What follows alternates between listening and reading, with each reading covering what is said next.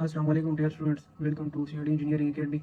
So in today's video we will discuss another exercise problem from chapter first simple stresses, strength of material book Isinger and Patel.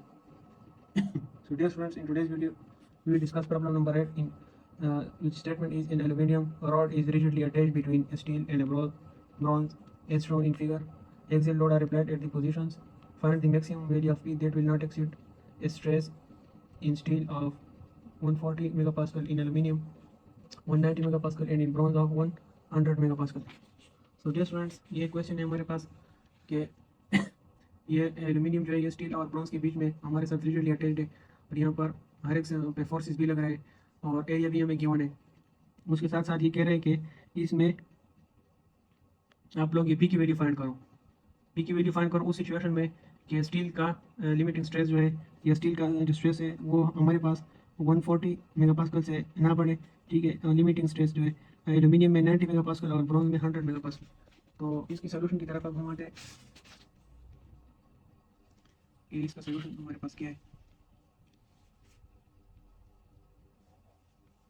यहाँ पर हमें question किया है कि limiting stress in steel should not exceed 120 megapascal. Let me check it again. 140 megapascal. 140 megapascal in steel, and limiting stress for aluminium should not exceed 90 megapascal, and limiting stress for bronze should not exceed 100 megapascal. इसका क्या मतलब है? इसका मतलब ये हमारे पास कि इस पी की वैल्यू फाइंड करें कि हम कितना फोर्स यहाँ पर लगाएं इन नंबर्स पर कि वो हमारे पास स्टील में इतना इससे ज़्यादा स्ट्रेस प्रोड्यूस ना हो, सही है, एल्यूमिनियम में इससे ज़्यादा ना हो, ब्रॉन्ज में इससे ज़्यादा ना हो, क्योंकि अगर इससे ज़्यादा प्रोड्यूस हो गया तो ये फेलियर हो जाएगा, फेलियर यहाँ पर आ जाएगा, सही है, ये फिर काम के नहीं रहेंगे, डिफॉर्म हो जाएंगे। तो हमने फोर्स की वैल्यू फाइंड करनी है। देखो शेयर के फॉर्मूले में हमारे पास फोर्स पर यूनिट एरिया है, हमारे पास एरिया हर एक स्टील का भी हर एक सेक्शन का हमारे पास एरिया है, ठीक है। हमारे पास ये स्ट्रेसेस जो है ये तीनों के हैं, देखो लिमिटेड स्ट्रेसेस हमारे पास तीनों के गिवन। तो हमने क्या फाइंड करना है? पी फाइंड करना है। पी को हम किस तरह फाइंड करेंगे? पी को हम इधर एनालाइज करेंगे। दो तरीकों से हम कर सकते हैं, इसकी क्रॉस सेक्शन लेकर फ्री बॉडी डायग्राम बना के, और दूसरा मेथड एक्सियल लोड डायग्राम्स। तो मैं दोनों आप लोगों को करवाऊंगा ताकि आप लोगों को समझ आए। तो मैं पहले यहाँ पर एक्सियल फोर्स डायग्राम से करवाता हूँ कि यहाँ पर क्या डिस्ट्रीब्यूशन होगा फोर्सेस का। अगर मैं यहाँ पर बनाऊँ, ये स्टील के लिए, ये ब्रॉन्ज के लिए, ये स्टील के लिए, ये एल्यूमिनियम के लिए, और ये हमारे पास ब्रॉन्ज के लिए है।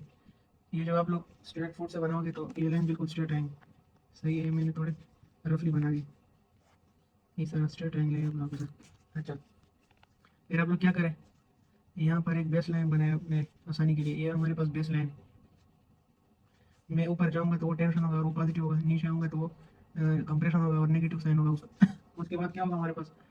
अच्छा, ये हमारे पास स्टील होगी, एल्यूमिनियम, ब्रॉन्ज।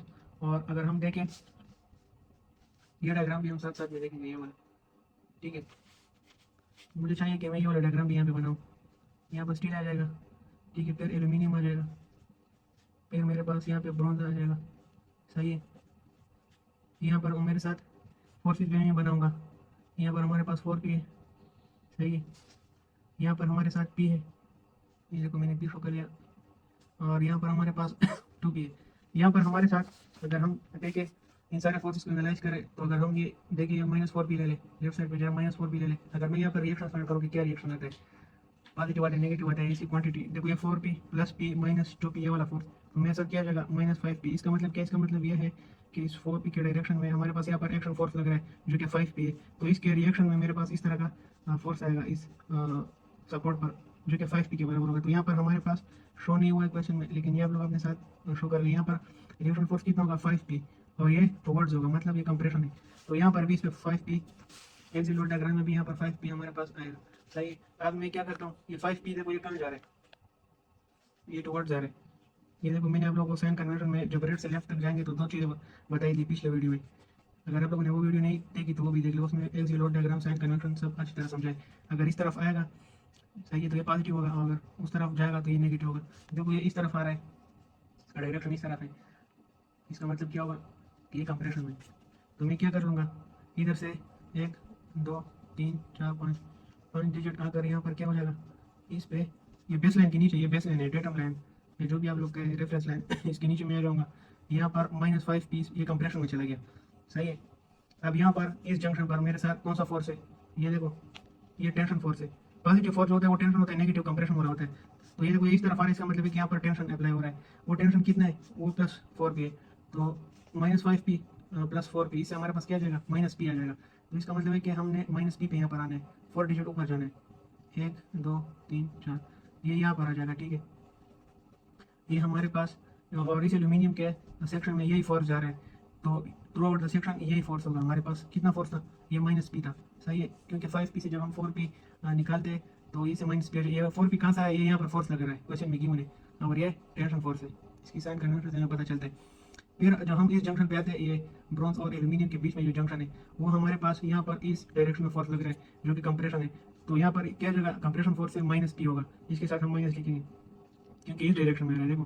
तो -p और -p ऐड होकर हमारे पास क्या हो जाएगा, 2p, मतलब एक डिजिट और भी ऊपर आ जाओ, तो ये हमारे पास -2p हो गया। और ये ब्रॉन्ज के क्रॉस सेक्शन में हमारे पास यही फोर्स है, और फोर्स नहीं लग रहा है, देखो। तो यहाँ पर हमारे pass through out the bronze section ये -2p फोर्स होगा। और उसके बाद अगर हम देखें इसके एंड पॉइंट पर हमारे पास कंप्रेशन फोर्स लग रहा है, देखो कंप्रेशन फोर्स लग रहा है यहाँ पर 2p।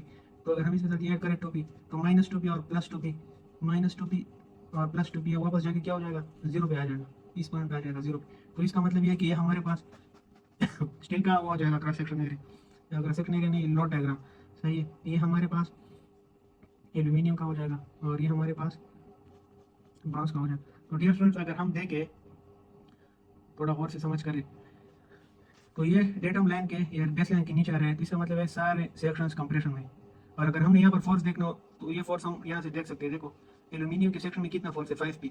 सही, 5p कंप्रेशन है, माइनस का मतलब है कंप्रेशन। ये देखो एल्यूमिनियम के सेक्शन में, सॉरी स्टील के सेक्शन में, स्टील के सेक्शन में देखो 5p कंप्रेशन है। एल्यूमिनियम के सेक्शन में आओ, यहाँ पर कितना फोर्स है, p, मतलब यहाँ पर भी कंप्रेशन है, यहाँ पर 2p है। सही है, ये भी कंप्रेशन है, तीनों कंप्रेशन है। तो ये हमें एक्सियल लोड डायग्राम या एक्सियल फोर्स डायग्राम ने हमें ये बता दिया। अगर हम वो क्रॉस सेक्शन को जब हम काटते हैं और फिर फ्री बॉडी डायग्राम ड्रा करते हैं, अगर उस मेथड से करें तो इससे भी यही वैल्यूज आएंगी। अगर मैं उस मेथड से करता हूँ, फिर देखते हैं कि उससे ये वैल्यूज आती है कि नहीं। दूसरे पेज पर मैं वो भी करवाता हूँ। अगर मैं जल्दी जल्दी रख लो, पूरा शेप बना लूँ। सही है, यहाँ पर हमारे पास 5p रिएक्शन था। सही है, यहाँ पर 4p लग रहा था, और यहाँ पर नहीं, यहाँ पर p था, यहाँ पर 2p फोर्स था। तो अगर मैं, ये स्टील था, ये एल्यूमिनियम था, और ये ब्रॉन्ज था, अगर मैं स्टील के इस सेक्शन को काटूं और ये पार्ट शो करूं, तो देखो ये इस तरह शो हो जाएगा।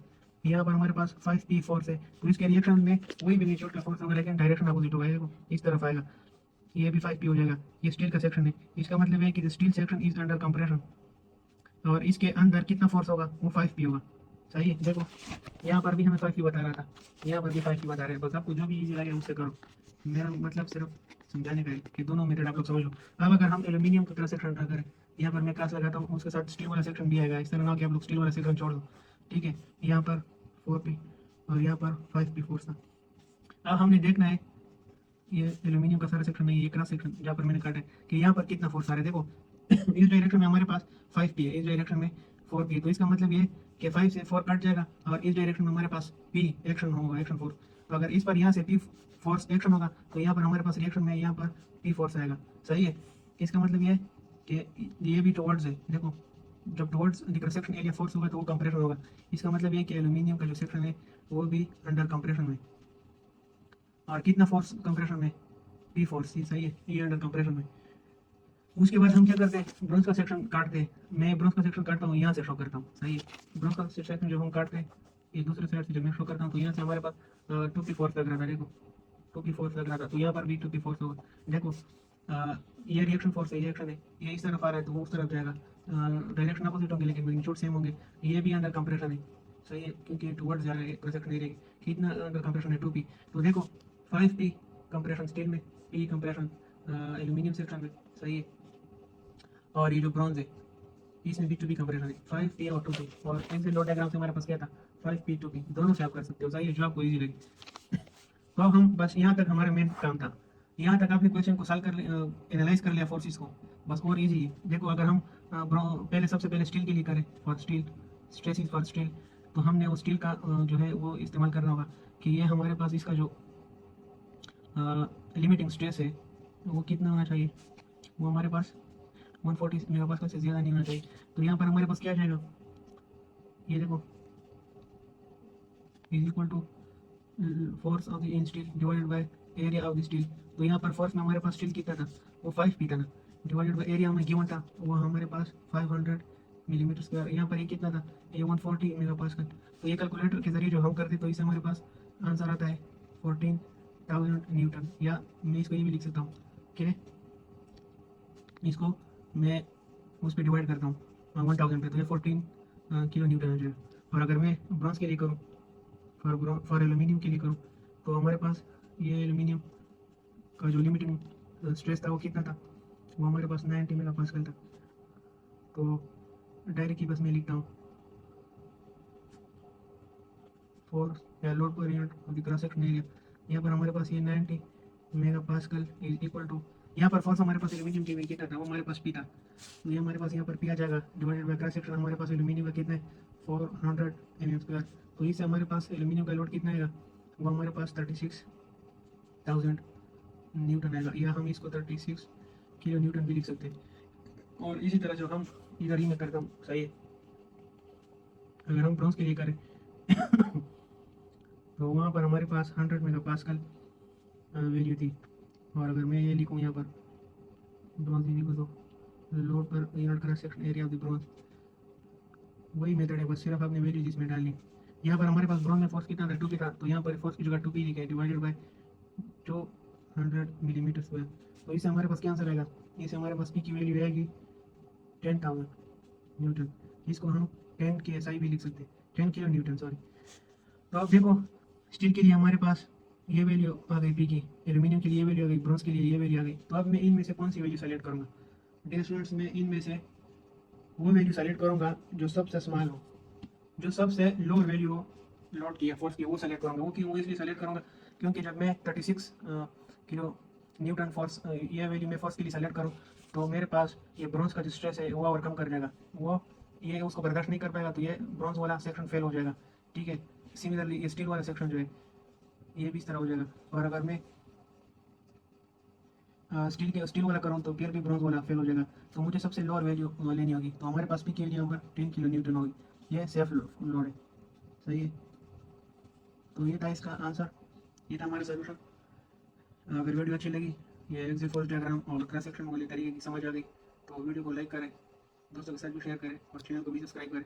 और भी नई प्रॉब्लम्स के साथ हम हाजिर होंगे, तब तक के लिए इतना ही, फिर मिलते हैं नेक्स्ट वीडियो में। खुदा हाफिज़।